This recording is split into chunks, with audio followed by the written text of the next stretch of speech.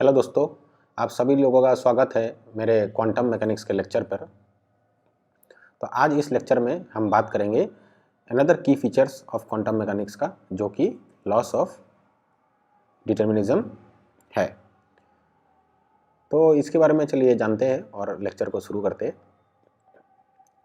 तो इन 1865 में मैक्सवेल ने ऑलरेडी ये आइडिया पुट कर दिया था कि लाइट आपका इलेक्ट्रोमैग्नेटिक वेव है। कि उसके बाद जितना भी एक्सपेरिमेंट किया गया वहाँ पे मैक्सवेल को राइट पाया गया, और at the end of the 19th century people started believing that light was a electromagnetic wave with certainty, कि वो ये विश्वास करने लग गए कि लाइट आपका इलेक्ट्रोमैग्नेटिक वेव है। लेकिन उनका ये विश्वास ज़्यादा दिन तक चल नहीं पाया, क्योंकि उसके बाद जैसे कुछ एक्सपेरिमेंट ब्लैक बॉडी रेडिएशन और फोटो एमिशन ऑफ इलेक्ट्रॉन, ये सारे एक्सपेरिमेंट ये सजेस्ट करने लग गए कि लाइट के बिहेवियर को आप सिंपल वेव नहीं पकड़ सकते।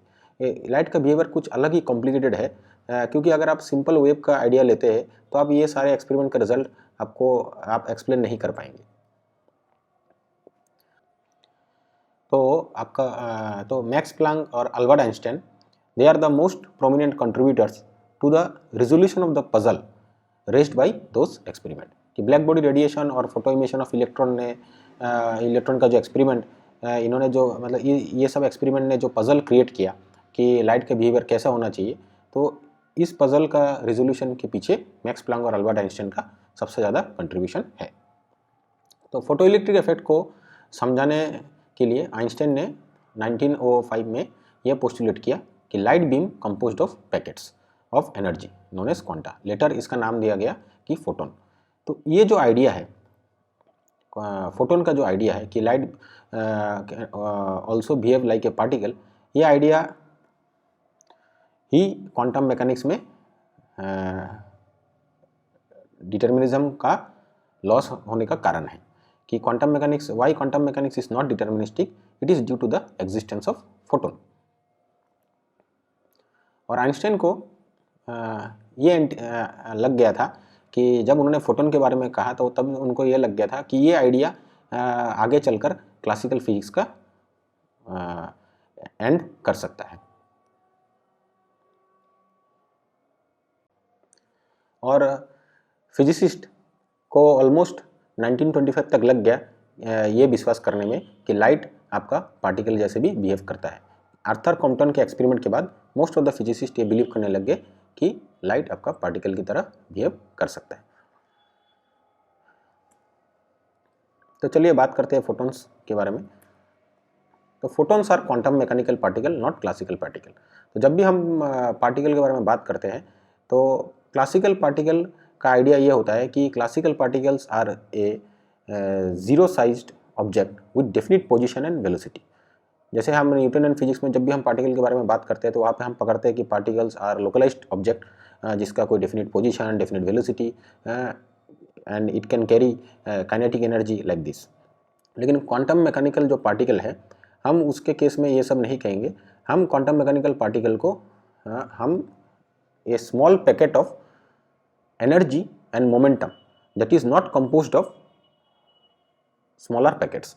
कि हम क्वांटम मैकेनिकल पार्टिकल का आइडिया हम ये पकड़ते हैं कि ये जो क्वांटम मैकेनिकल पार्टिकल है, ये it is a packet of energy and momentum जिसको आप और डिकम्पोज नहीं कर सकते। तो फोटॉन्स भी हमारा क्वांटम मैकेनिकल पार्टिकल है। तो आइंस्टाइन ने ये डिस्कवर किया कि एनर्जी ऑफ फोटोन और फ्रीक्वेंसी ऑफ लाइट के बीच में एक रिलेशन है, जो कि हम जानते हैं, हमारे हाई स्कूल में हम ये ऑलरेडी पढ़ते हैं कि E equal to H nu. यहाँ पे जो न्यू है that is equal to frequency of light. And हमको ये भी पता है कि फ्रॉम द वेव थ्योरी की frequency and wavelength is related by this relation nu lambda equal to C. तो यहाँ से हम ये कह सकते हैं कि अगर आप कोई भी सिंगल कलर का अगर आप लाइट लेंगे, जैसे अगर आपने रेड कलर का लाइट चूज़ किया, तो रेड कलर का लाइट दैट मीन्स उसके उस रेड कलर के लाइट के जो भी फोटोन होंगे सबकी एनर्जी आपकी सेम होगी, क्योंकि फोटोन का एनर्जी का आप देखिए यहाँ पे मैंने फॉर्मूला दिया हुआ है कि E equal to H nu, and nu is the frequency of the light. Because अगर आप जैसे फ्रीक्वेंसी के ऊपर कलर भी डिपेंड करता है, अगर आप रेड कलर चूज़ करते हैं तो उसका फ्रीक्वेंसी एक होगा, अगर आप ग्रीन कलर चूज़ करते हैं लाइट का तो उसका फ्रीक्वेंसी अलग होगा। तो डिफरेंट फ्रीक्वेंसी के रेस्पेक्ट में फोटोन्स की एनर्जी डिफरेंट होगी। लेकिन अगर आप एक ही लाइट बीम कंसीडर करते हैं आइदर रेड या ग्रीन, तो एक ही लाइट बीम के केस में all the photons that is present in the light beam are identical. यहाँ पे हमने लिखा है कि all red photons for example have the same energy. Red photon का मतलब कि photons present in a red colour light. तो यहाँ पे जो मैंने फॉर्मूला पे जो एनर्जी ऑफ फोटोन का जो फॉर्मूला मैंने यहाँ पे लिखा है, तो इसमें जो मैंने एच यूज़ किया है, तो H is known as Planck's constant.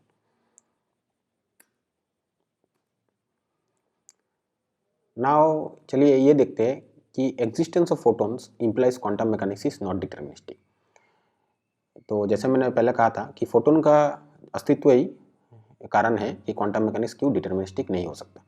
तो चलिए इसको समझते हैं। अब यहाँ पे नॉट डिटर्मिनिस्टिक का मतलब ये है कि जैसे कि हम क्लासिकल फिजिक्स में कोई भी एक्सपेरिमेंट करते हैं, अगर हमारे पास इनिशियल कंडीशन है, अगर हम जानते हैं फिजिक्स क्लासिकल एक्सपेरिमेंट के बारे में, तो हम उसका रिजल्ट को हम प्रिडिक्ट कर सकते हैं। लेकिन in case of quantum mechanics we can not determine the experimental result, या एक्सपेरिमेंट का रिजल्ट को हम डिटरमाइन नहीं कर सकते। तो चलिए इसको समझते हैं। तो मैं एक पोलराइजर कंसिडर करता हूँ। अब नॉर्मली पोलराइजर आपको पता ही है कि हम लोग हाई स्कूल में पोलराइजर के बारे में भी हम पढ़ते हैं, लाइट के पोलराइजेशन के लेकर हम बहुत सारे एक्सपेरिमेंट भी करते हैं। तो पोलराइजर एक्चुअली एक डिवाइस होता है जिसका एक प्रिफरेंशियल डायरेक्शन होता है। तो यहाँ पे मैंने जैसे फिगर में पोलराइजर को एक्स वाई प्लेन, एक 2 डायमेंशनल प्लेन में मैंने रखा है कि मेरा पोलराइजर मैंने यहाँ पे कंसीडर किया it is a 2 dimensional and it has a preferential direction. यहाँ पे मैंने चूज़ किया जो एरो आप देख रहे हैं फिगर में, ये बता रहा है कि इस पोलराइजर का प्रिफरेंशियल डायरेक्शन एक्स डायरेक्शन में है। एंड पोलराइज और ये जो जेड डायरेक्शन है इट इज़ टुवर्ड्स यू, कि ये आउट ऑफ द स्क्रीन है। तो अगर कोई भी लाइट बीम अगर लिनियरली पोलराइज्ड है, अगर वो पोलराइजर पर इंसिडेंट हो रहा है, तो पोलराइजर का काम ये है कि अगर लाइट बीम का polarisation along the X direction है तो दैट लाइट बीम को वो पास कर देगा, और अगर लाइट बीम का polarisation perpendicular to X that is along the Y direction है तो दैट लाइट बीम को वो पास नहीं करेगा, rather that light beam will get absorbed by the polariser. तो यहाँ पे जैसे मैंने लिखा है कि पोलराइजर विथ प्रिफरेंशियल डायरेक्शन, जैसे मैंने लिखा है along x, light that is linearly polarized along x passes through and light that is linearly polarized along y gets absorbed। तो यही पोलराइजर का काम होता है। तो अभी अगर सोच लीजिए कि आपका लाइट बीम जो पोलराइजर पर इंसिडेंट हो रहा है, it is neither X polarised nor Y polarised, but it's polarisation is along a direction whose angle is theta with respect to x axis। तो अब क्या यहाँ पे होगा कि अगर आप कोई भी लाइट बीम जिसका पोलराइजेशन इज मतलब अलोंग सम डायरेक्शन है, उस डायरेक्शन का angle with respect to X axis अगर थीटा है, देन व्हाट विल हैपन। तो चलिए इसको समझते हैं कि अगर हम लाइट को इलेक्ट्रोमैग्नेटिक प्रोपागेटिंग वेव समझे, तो जैसे हमने मैक्सवेल इक्वेशन में हमने पढ़ा है, और मैक्सवेल के थ्योरी के बाद लोग ये भी जानते हैं, हम लोग आज भी हम यूज़ करते हैं इलेक्ट्रोमैग्नेटिक फिजिक्स में। जैसे अगर आप फाइबर ऑप्टिक्स पढ़ेंगे तो वहाँ पे आप लाइट को इलेक्ट्रोमैग्नेटिक वेव लेके ही ट्रीट करते हैं। तो अगर हम यहाँ पे भी लाइट को इलेक्ट्रोमैग्नेटिक प्रोपागेटिंग वेव ट्रीट करें तो दैट मीन्स हम ये कहेंगे कि light consist of electric field and magnetic field. And तो पोलराइजेशन अगर हम इलेक्ट्रोमैग्नेटिक्स वेव के हिसाब से अगर हम देखें तो polarisation actually it represent the direction of the electric field. तो इंसिडेंट बीम जो यहाँ पे है कि जो लाइट बीम पोलराइजर पर इंसिडेंट हो रहा है, तो उसका इलेक्ट्रिक फील्ड मैं यहाँ पे चूज़ करता हूँ दैट इज़ ई थीटा। तो हम कैसे लिखेंगे, अगर हम वेक्टर का नोटेशन यूज़ करें तो हम लिखेंगे कि electric field has 2 components, one along X direction and one along Y direction. तो यहाँ पे देखिए जब हम प्रोपागेटिंग वेव कंसिडर करते हैं तो हम जानते हैं कि propagating wave is a function of both time and space. तो यहाँ पे मैं ये चीज़ मेरे इस एक्सपेरिमेंट के केस में the function of time and space is not so relevant. तो यहाँ पे जस्ट मैं एम्पलीट्यूड को लेके ही बात करूँगा। तो जब वो लाइट बीम अगर जो लिनियरली पोलराइज्ड है एट एन एंगल थीटा, अगर वो पोलराइजर पर गिरता है तो पोलराइजर से कौन सा पोलराइजेशन जो वेव बाहर निकल के आ रही है तो उसका पोलराइजेशन क्या होगा। जैसे कि हमको पता है कि polarisation only select that portion of the light जिसका डायरेक्शन पोलराइजर के प्रिफरेंशियल डायरेक्शन के साथ अलाइन है। तो यहाँ पे हम देखेंगे, अगर हम फिगर में देखें तो रेड कलर का जो मैंने एरो ड्रॉ किया that is incident light, and when this incident light falls on polariser the outgoing light will be say, यहाँ पे मैंने ब्लैक एरो से रिप्रेजेंट किया है। तो आउटगोइंग लाइट का ये जो ब्लैक एरो आपका ये रिप्रेजेंट कर रहा है कि आउटगोइंग लाइट का polarisation along the X direction है। और आप देख सकते हैं कि एरो का लेंथ, ब्लैक एरो का लेंथ आपका रेड एरो के लेंथ से थोड़ा कम है। तो electric field it is in outgoing wave is E naught cos theta. Okay, तो इसलिए मैंने क्योंकि इंसिडेंट बीम का जो एम्पलीट्यूड है दैट इज ई नॉट, और इलेक्ट्रिक जो आउटगोइंग लाइट है उसका एम्पलीट्यूड आपका ई नॉट कॉस थीटा। तो कॉस थीटा का वैल्यू जनरली लेस देन 1 होता है। तो यहाँ पे जो आउटगोइंग वेव का जो एम्पलीट्यूड है it is less than the incident beam का एम्पलीट्यूड से कम है। ठीक है, तो अब अगर हम पॉइंटिंग थ्योरम का यूज़ करें, जैसे हमको पता है कि इलेक्ट्रोमैग्नेटिक वेव में हम जब भी हम पावर डेंसिटी के बारे में बात करते हैं तो हमको पॉइंटिंग वेक्टर के बारे में बात करना पड़ता है। तो Poynting vector actually it is the power density. तो पावर डेंसिटी हम ये मैंने यहाँ पे फॉर्मूला प्रोवाइड किया है, that is equal to 1/μ0 E cross magnetic field. तो intensity of light is actually the average Poynting vector. तो इस फॉर्मूला से अगर हम देखें तो इंटेंसिटी ऑफ द लाइट आपका, आप कह सकते हैं कि लाइट की जो इंटेंसिटी है it is proportional to the square of the amplitude. ठीक है,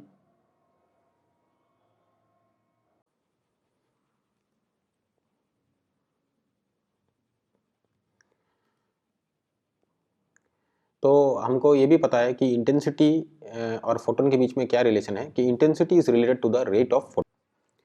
तो रेट ऑफ फोटोन का मतलब होता है कि number of photon per unit time.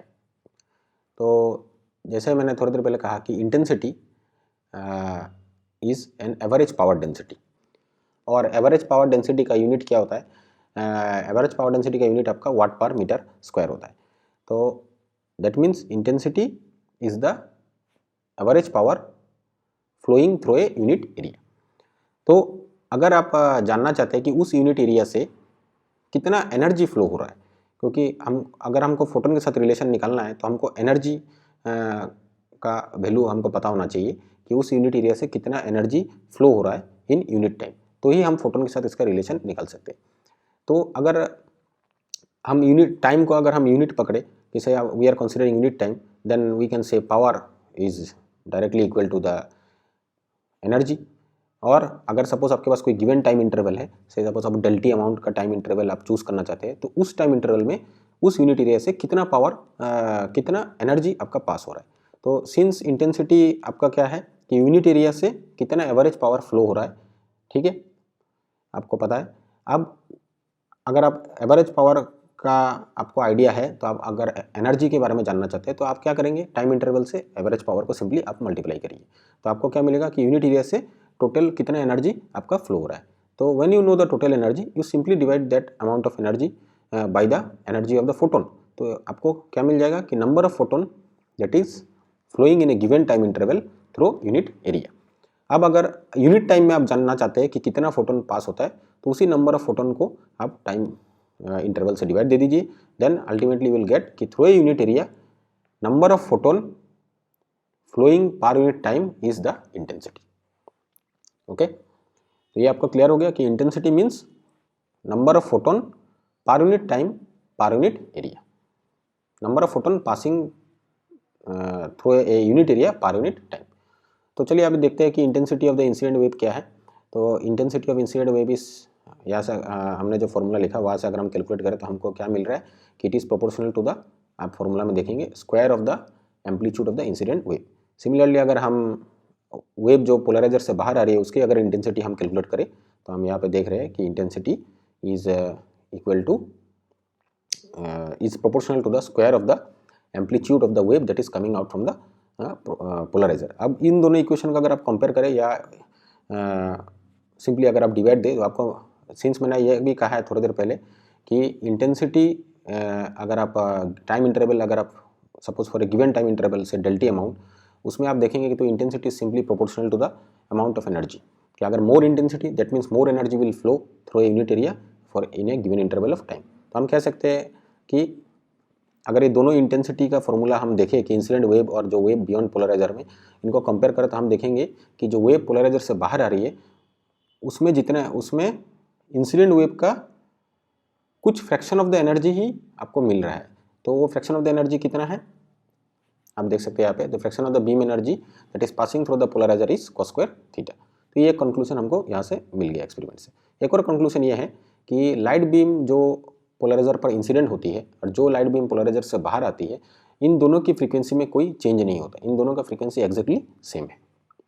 ये दो कंक्लूजन हमने पोलराइजर के एक्सपेरिमेंट में हमने देखे। तो अगर यही चीज़ को अगर हम फोटोन के नज़रिए से अगर हम देखना चाहें कि सपोज हम अगर लाइट को बीम को, जैसे आइंस्टाइन ने कहा we can think light beam as a light beam consist of particle, अगर हम इस आइडिया पार्टिकल आइडिया से अगर इस एक्सपेरिमेंट को समझना चाहे तो कैसे समझें, तो चलिए देखते हैं।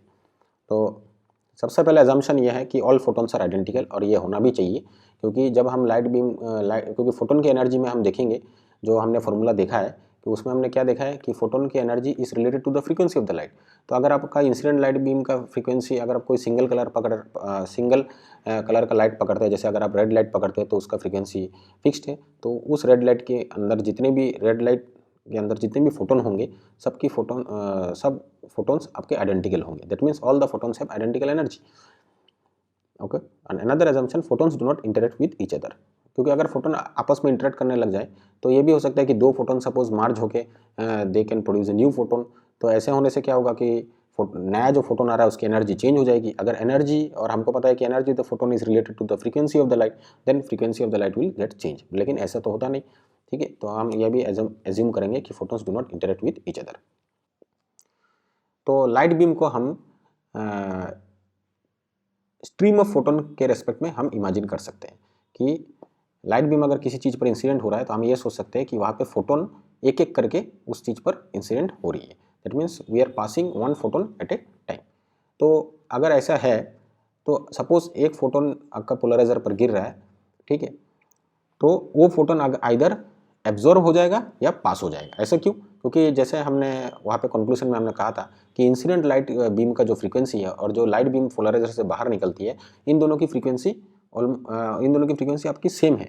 तो अगर फ्रीक्वेंसी सेम हो जाए तो दोनों लाइट बीम में जो फोटोन्स होंगे वो एग्जैक्टली आइडेंटिकल होंगे, क्योंकि फोटोन की जो एनर्जी का जो फॉर्मूला है it simply depends on the frequency of the light.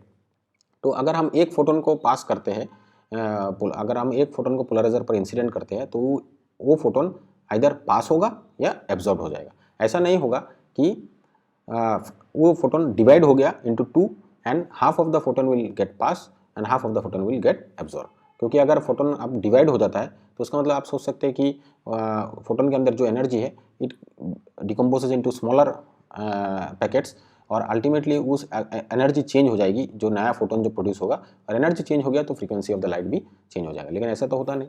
ठीक है, तो हम यहाँ से ये कंक्लूजन कर सकते हैं कि individual photon will either get pass through the polariser और get absorb by the polariser. ठीक है, अब नाउ क्वेश्चन ये आती है कि जैसे हमने इंटेंसिटी के बारे में देखा कि जो पोलराइजर से जो वेव निकल रही है उसमें उसका जो इंटेंसिटी है that is cos square theta times the intensity of the incident wave, मतलब उसकी इंटेंसिटी आपका इंसिडेंट वेव से कम है। तो जैसे हमने बताया था कि more intensity means more number of photons per unit time per unit area. तो हम ये कह सकते हैं कि इंसिडेंट बीम में जितने फोटोन है और आउटगोइंग बीम में जो फोटोन है that is some fraction of the incident beam. ठीक है, तो हम कह सकते हैं the fraction of the photon that goes through, हम इंटेंसिटी से कह सकते हैं क्योंकि इंटेंसिटी आपका जो आउटगोइंग वेव में जो इंटेंसिटी है that is cos square theta times the intensity of the incoming wave. तो we can say since intensity is related to the number of photons, तो we can say is proportional to the number of photons. We can say कि the fraction of the photon that goes through is cos square theta and the fraction of the photon that get absorbed is 1 minus cos square theta। तो ऐसा क्यों होता है? Why? Because ऐसा तो अगर होना नहीं चाहिए अगर आप सोचेंगे, क्योंकि हमने एजम्पशन क्या किया था कि फोटोन्स आर आइडेंटिकल, और जो हमने देखा हाँ photon all the photons present in light beams are identical. तो जब आप लाइट बीम को पास कर आप इंसिडेंट करवा रहे हैं या पोलराइजर से पास कर रहे हैं, that means you are sending one photon at a time. तो when you are sending one photon at a time तो and all the photons are identical, तो एक फोटोन अगर पास हो जाता है पोलराइजर से तो बाकी सारे फोटोन भी पास होने चाहिए, क्योंकि आप आइडेंटिकल एक्सपेरिमेंट कर रहे हैं। लेकिन ऐसा इस केस में तो होता नहीं, क्योंकि आप क्या देख रहे हैं कि कुछ फ्रैक्शन ऑफ द फोटोन पास हो रहे हैं और कुछ fraction of the photon absorb हो जा रहे हैं। अगर सब फोटोन आपका आइडेंटिकल है तो ऐसा क्यों हो रहा है कि why some fraction is getting through the polariser and why some fraction is getting absorb by the polariser. ठीक है, तो क्वांटम मैकेनिक्स में इसका आज तक कोई भी आंसर नहीं दे पाया, तो इसका एक ही आंसर है, हम क्वांटम मैकेनिक्स को ये मानते हैं कि क्वांटम मैकेनिक्स में आप कोई भी डिटर्मिनिस्टिक रिजल्ट आपको नहीं मिलेगा। That means in quantum mechanics इस चीज़ का आंसर ये है कि there is a loss of determinism. That means you cannot say that whether before passing through the polarizer you cannot say whether the photon will get through or it will get absorbed by the polarizer। ठीक है, okay. तो ऐसे case में भी physicist ने बहुत सारे, कुछ फिजिसिस्ट ने ये भी आंसर दिया कि ये इसलिए होता है कि ये मे बी पोलराइजर के ऊपर डिपेंड हो कि फोटोन कहाँ पे कौन से एटॉमिक स्ट्रक्चर या आप सब एटॉमिक स्ट्रक्चर आप कुछ भी कह लीजिए, कौन से एटॉमिक लेयर्स में स्ट्राइक कर रहा है पोलराइजर के, कि it may depend on the polariser, कि पोलराइजर के सपोज इस पॉइंट में स्ट्राइक करने से फोटोन पास हो जाएगा या कुछ और पॉइंट में स्ट्राइक करने से फोटोन पास नहीं होता है। लेकिन ऐसा कुछ बिल्कुल भी नहीं है, क्योंकि लोगों ने बार बार इस एक्सपेरिमेंट को किया और देखा कि आंसर आपका जैसे हमने डिड्यूस किया वैसे ही आपको आंसर मिलता है। तो सिंपली यहाँ पे पोलराइजर के ऊपर कोई डिपेंडेंसी नहीं है। तो अनदर आइडिया, फिर आइंस्टाइन और कुछ और लोगों ने यह आइडिया प्रोवाइड किया कि देयर में बी सम हिडन वेरिएबल। तो उनका कहना यह है कि हम मे बी फोटोन के बारे में इतना अच्छे से जानते नहीं, कि may be some other variables, जैसे हम जानते हैं कि फिजिक्स में कोई भी थ्योरी आप जब एक्सप्लेन करते हैं then lot of variables we have to lot of variables are involve, जिसका सॉल्यूशन आप जब करते हैं बस जिसके बारे में आप जानते हैं तब आप मतलब रियल लाइफ को आप एक्सप्लेन कर सकते हैं, रियल सिचुएशन को। तो ऐसे भी उन्होंने भी ये कहा कि अगर हम फोटोन के ये हिडन वेरिएबल्स को अगर हम जान ले तो हम एग्जैक्टली हम कह सकते हैं कि कौन सा फोटोन पास होगा पोलराइजर से और कौन सा फोटोन पास नहीं होगा। ठीक है, लेकिन ये आइडिया भी थोड़ा बहुत फिलोसॉफिकल था, लोग इसमें भी सोचने लगे हाँ ये भी हो सकता है। लेकिन लेटर ऑन जॉन बेल की इनिक्वालिटी ने ये प्रूव कर दिया कि there is no such concept like hidden variables. That means quantum mechanics cannot be made deterministic. ठीक है, तो आज के लेक्चर में इतना ही। Thanks for watching. आप लेक्चर को पूरा देखिए, शेयर कीजिए, सब्सक्राइब करिए और कमेंट भी करना ना भूलिए।